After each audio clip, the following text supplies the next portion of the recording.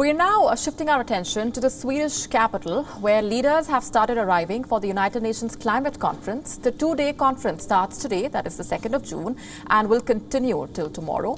The conference will be marking 50 years since the United Nations held its first environment meeting. It is attended by leaders and representatives of more than 100 countries. And just like any other summit held in the past few years, the Stockholm conference is also witnessing protests from people and climate activists. Locals took to the streets demonstrating against the world leaders' inaction in dealing with the climate crisis just ahead of the conference.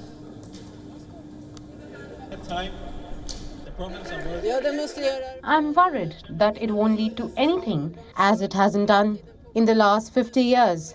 I demonstrate for my children and my grandchildren's sake and for humanity's future on Earth.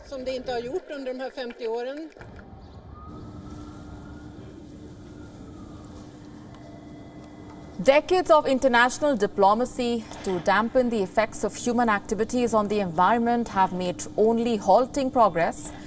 And now Russia's invasion of Ukraine could further slow down the momentum of tackling the climate crisis.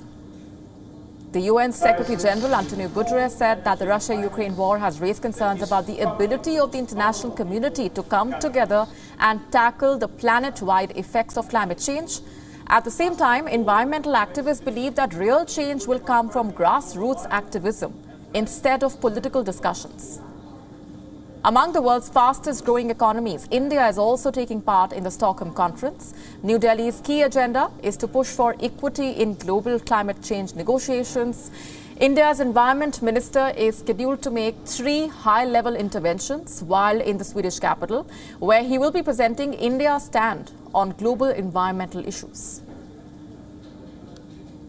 We need to take a new look at the global intellectual property rights regime. The COVID-19 pandemic has shown how these barriers can be surmounted to help the world in need. Though we still need to do more to lower these barriers. For climate mitigation and adaptation technologies and case for lowering these barriers is even more passing.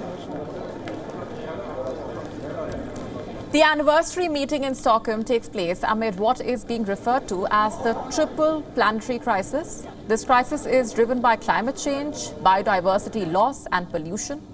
Scientists have already warned that time has nearly run out for reducing greenhouse gas emissions and avoiding extreme global warming.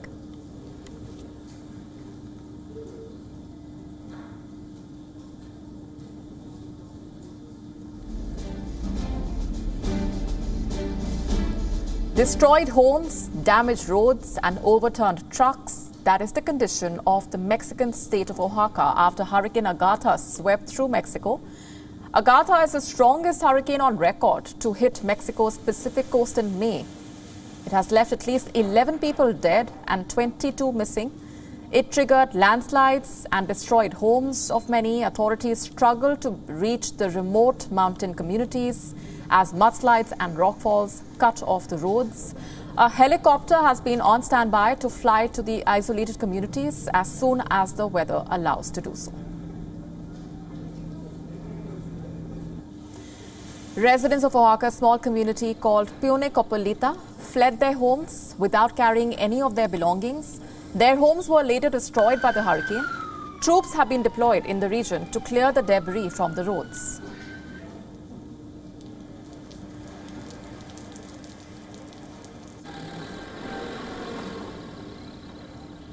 WION now available in your country. Download the app now. Get all the news on the move.